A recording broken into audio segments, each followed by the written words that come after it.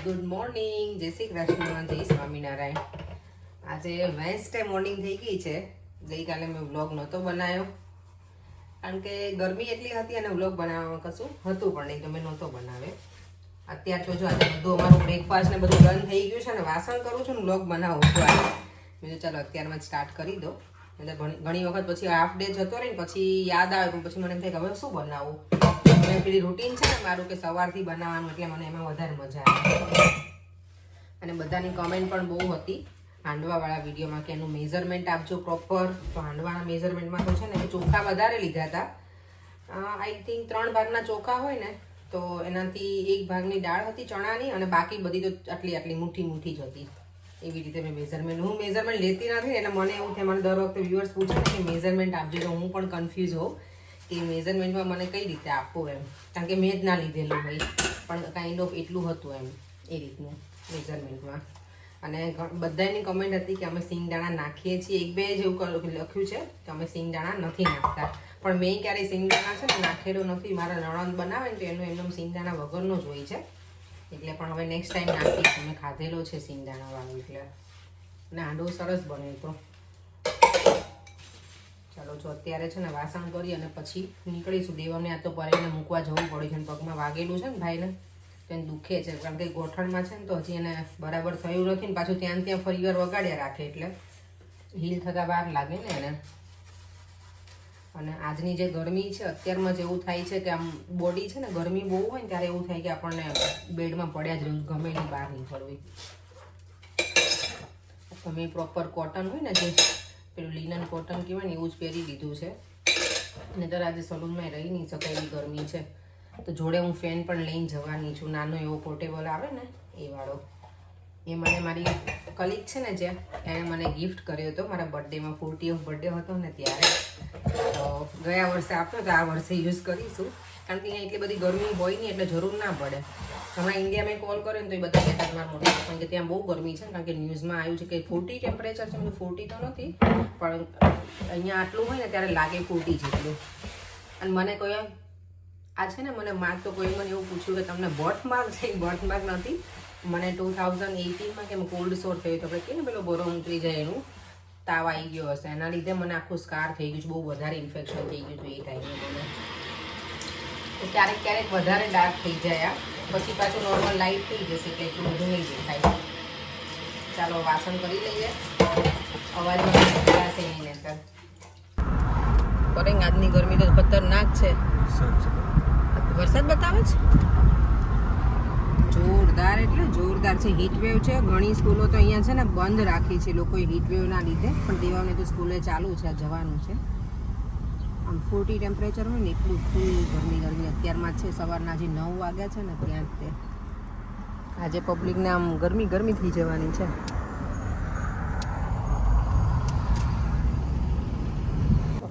આજે જે ગરમી લાગી છે ને આટલા વખતમાં ક્યારેય નહીં લાગે એટલી ગરમી લાગી. વર્ક કરીને આવી ને તો જોડે જો ફેન હતો ને એની કંઈ આમ અસર જ નહોતી થતી. મેં ફૂલ રાખ્યો હતો ને તો એ કે હવે આજે સલૂનમાં પહોંચ્યા પછી મને લાગે કે નીકળાશે જ નહીં એવું થવાનું છે. બપોરે તો 35 અહીંયા બતાવે છે એટલે મને લાગે ઇન્ડિયાના ટેમ્પરેચર પ્રમાણે છે ને 45-47 જેવું ફીલ લાઈક હશે. ને અહીંયા જો મારી કલીગ બંને છે ને સમર ડ્રેસમાં જ છે એ લોકો બધા આજે, કારણ કે જાડા કપડાં તો પહેરાય એવું જ નથી એટલું છે ગરમી. જો અત્યારે બપોરના છે ને 1 વાગ્યો છે. ધોમ ધકતો તડકો છે પ્રોપર એમ.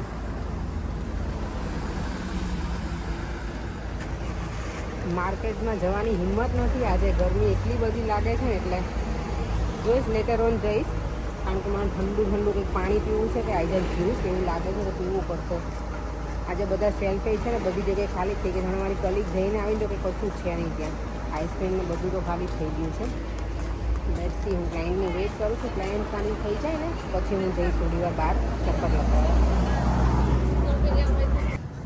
ખરેખર આજની ગરમી છે ને એવી મેં આટલા ટાઈમમાં લંડનમાં છું પણ આટલી ગરમી અમે નહીં ફીલ કર્યું એટલી આજે ગરમી છે. અત્યારે 37 છે પણ જબરજસ્ત ગરમી છે. બહાર નહોતું નીકળવું પણ તો નીકળવું પડ્યું. અમારે અહીંયા સલૂનમાં કિચન ટાવલ પતી ગયા છે ને તો મેં કીધું લઈ આવું અને થોડું ફરતી આવું કે જોઉં, પણ જો માર્કેટ એ બિઝી નથી આજે, હીટ વેવ છે ને એટલે. આજે તો ઘરે જઈને ડેફિનેટલી ઠંડા પાણીથી શાવર લે. મેં મારા હેર ઓઇલ કર્યું હતું ને એ મેં કીધું મને વોશ કરી આપ. હેર ડ્રેસરને કીધું ગરમી જેટલી છે ને મને પરસેવો એટલો વળે છે. મેં તો હેર વોશ ઠંડા પાણીથી કરે ને તો થોડુંક મને ગમ્યું, મજા નથી આવતી. અને આવતીકાલે છે ભીમ 11. ભીમ 11 આપણે ત્યાં ઇન્ડિયામાં હોય ને તો મળવા જઈએ પપ્પાના ઘરે. અહીંયા તો અહીંયા ઘરે ને ઘરે જોબ ઉપર સલૂન ઉપર જ છું મીન્સ, ને કંઈ જવાના છીએ નહીં. ગઈ વખતે અમે 11 હતી ને ત્યારે અમે બહુ પત્તા રમ્યા હતા, લેસ્ટર ગયા હતા, પણ આ વખતે તો કંઈ પ્લાનિંગ છે નહીં, વીકડેઝ છે એટલે. તો કાલે 11 કરીશું, ફાસ્ટિંગ તો કરીશું, પણ હવે કાલે 11 છે ને એમાં વિચાર કરવો પડશે કે નિર્જળા નોર્મલી આ એકાદશી એવી હોય કે એ જ નિર્જળા કરવાની હોય, પણ ગરમીનું પ્રમાણ જે છે ને ભયાનક અહીંયા, એના લીધે થઈને જોવું પડશે કે આ 11 કરીએ કે નહીં નિર્જળા. Let's see. હવે ભગવાન ઉપર થોડી ધ્યાન થશે તો ભલે, નકર પછી પાણી પીને કરવી પડશે, કારણ કે આ જે ગરમી છે એ બહુ વધારે જ છે એટલે. અને અહીંયા પરસેવો નોર્મલી વળે નહીં, પણ તો પરસેવો જ બધી આમ સવારમાં મને એટલું હતું પસીનો થઈ ગયું હતું. ચાલો તો કિચન ટવેલ લઈ લઈએ અને પછી જઈએ પાછા સલૂન ઉપર. હું વિચારું છું કે કંઈ ડ્રિંક્સ પણ લઈને જ જાઉં, કારણ કે એવી ઈચ્છા થઈ છે ઓરેન્જ જ્યુસ કે એવું પી લો ઠંડુ હોય તો અહીંયા સેલ્ફમાં. જો હીટ વેવના લીધે છે ને અહીંયા બધી લાઇટો સ્વિચ ઓફ છે. ફાઇનલી મને છે ને ઠંડુ જ્યુસ મળી ગયું છે. આ પહેલાં છે ને અમે જ્યારે આવ્યા ને આ કન્ટ્રીમાં ત્યારે આ બહુ પીતા. હવે આ બધું લાવતી નથી એટલું બધું, ફ્રેશ ઓરેન્જ નીકાળીને પીએ, પણ આજે ઠંડુ પીવાની ઈચ્છા હતી તો ચાલો લઈ લઈએ. અને થોડું ફરી પણ લીધું. હવે સલૂનમાં જઈને જ બેસવું છે, બહાર નથી નીકળવું કે. નોર્મલી આ છે ને બિઝી હોય, પણ આજે નથી બિઝી. જોયું એટલું બધું માર્કેટ પણ. ઓ માય ગોડ, અહીંયા તો જો ફાયર થયું લાગે છે ક્યાંય, તો આખું બધું જો બંધ થઈ ગયું છે. હવે આગળ જવા દે તો સારું. ઓ માય ગોડ, રસ્તા જ આખા જો બ્લોક પેલા થઈ ગયા હોય, ઝૂંઝરું દેખાય. મને તો આગળ જતાંય ડર લાગે છે કે જવું કે નહીં આગળ. જે જો આવી ગરમીમાં છે ને એક સ્ટેશન આગળ ફાયર હતું તો મારે બીજી જગ્યાએ આવવું પડ્યું, બીજા સ્ટોર ઉપર વોક કરીને. પરસેવો રેપજેપ થઈ ગઈ છું. અને મેં વળી છે ને અધૂરામ પૂરું વેજીટેબલ જે લેવાનું હતું ને એ લઈ લીધું છે, એટલે વજન ઉચકીને જવાનું છે. આ સ્ટેશન તો આઈ હોપ કે ચાલુ જ લાગે છે. જો અહીંયા આ સ્ટેશન આવી ગઈ તો સારું કર્યું. નેક્સ્ટ સ્ટેશન જે જ્યાં ફાયર થયું છે ને ત્યાં ટ્રેન પેલી સ્ટોપ નથી થવાની. હવે એમણે અનાઉન્સ કર્યું અને જોઈ શકો છો આ હીટ વેવ અમારો લંડનનો.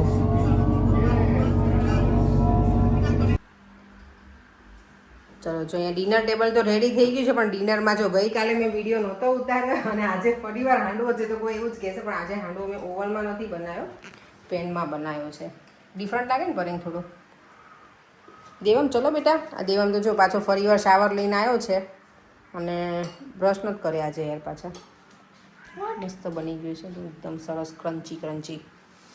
ચાલો ખાઈ લઈએ અને પછી બહાર બેસીએ થોડી વાર, એવું લાગે છે આજે તો જબરજસ્ત. પડે ને આજે તમને ખબર છે ત્યાં બસ સ્ટોપ આગળ ફાયર થયું છે બહુ જ જોરદાર, વેસ્ટબોર્ન પાસે. હું આજે ગઈ ત્યાં દૂરથી ખબર પડી કે ધુમાડા છે, તો બધા ત્યાંથી જે જતા હોય એમાં ના પડે, ત્યાં ના જઈશે, શ્વાસ જ નહીં લઈ શકે એટલું એવું પેલું છે, સ્મોકી થઈ ગયું. તો પછી પાછી હું બીજા સ્ટોપ સુધી વોક કરીને ગઈ આટલી ગરમીમાં. બોલો દેવા, એટલી ગરમી હતી આજે. રાતના અમે 9:30 છે ને લીડલમાં આવ્યા છીએ. આઈ હોપ કે ખુલ્લું જ હોવું જોઈએ અને અમને જે વસ્તુ લેવી છે ને મળી જાય. ઓકે ચલો, ઓપન તો છે એટલે વાંધો નથી. દેવમને આઈસ્ક્રીમ લેવો છે. દેવમ તારો આઈસ્ક્રીમ હશે, તને શું લાગે? ચલ કે તું ગેસ કર. હે ચલો જો આઈસ્ક્રીમ તો અમને મળી ગયું, પણ જો શેલ્ફ લગભગ ઓલમોસ્ટ ખાલી થવા આવ્યા છે, એટલા બધા પેક નથી. દેવમભાઈને એની વસ્તુ મળી ગઈ. દેવ એના કરતાં આઈસ લોડી લીધી હોય તો કેટલી મજા આવે, કે છે જ નહીં. દેવમ કોણ કેવો લાગ્યો બેટા તને? મજા આવી?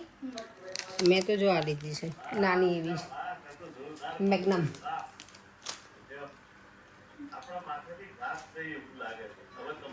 અને અહીંયા અમારે જીતુ મંગુ ચાલે છે રોજનું. દેવમ તો જો મારો સૂઈ ગયો છે ગટુડિયો. હું પણ અત્યારે અહીંયા આવી ગઈ છું ઉપર સૂવા માટે. ગરમી બહુ જ લાગે છે, હજી પણ એટલી જ લાગે છે. અને ગઈકાલના વિડીયોમાં કોમેન્ટ હતી કે દર્પના શાહની કે તમે હાંડવાનું જે બેટર બનાવ્યું તેમાં છાશ ક્યારે નાખો? હું છાશ નાખતી જ નથી ક્યારેય પણ. કોઈ પણ બેટરમાં હું દહીં કે છાશ નથી નાખતી, કારણ કે મને એવું લાગે કે જ્યારે પછી ફર્મેન્ટેશન થઈ જાય ને, આથો આવે ને, પછી એની જે સ્મેલ આવે ને મને ગમતી નથી, તો હું નથી નાખતી. અને અહીંયા તો ગરમીના લીધે જ એમાં જ આથો આવી જાય છે. અને કોઈ પણ વસ્તુ હું પલાળું ને, ઢોકળા કે હાંડવાનું, તો એમાં છે ને એટલે મીન્સ ક્રશ થઈ જાય ને, પછી એમાં હું મેથીના દાણા નાખી દઉં. મેથી ગરમ હોય ને એટલે ઓલરેડી આથો આવી જાય ને ગરમ, પછી ઓવનમાં હું મૂકી દઉં છું. અને બીજા કોઈની કોમેન્ટ છે કે તમે ઓવનને પ્રી હીટ કર્યું હતું અને કેટલા ટેમ્પરેચર ઉપર રાખી દીધું. ઓફકોર્સ મેં ઓવનને છે ને પ્રી હીટ તો કર્યું હતું અને 180 સેલ્સિયસ ઉપર રાખ્યું હતું મેં. મને લાગે 25 minutes to half an hour જેવું થયું હતું પેલું બનવામાં હાંડવાને.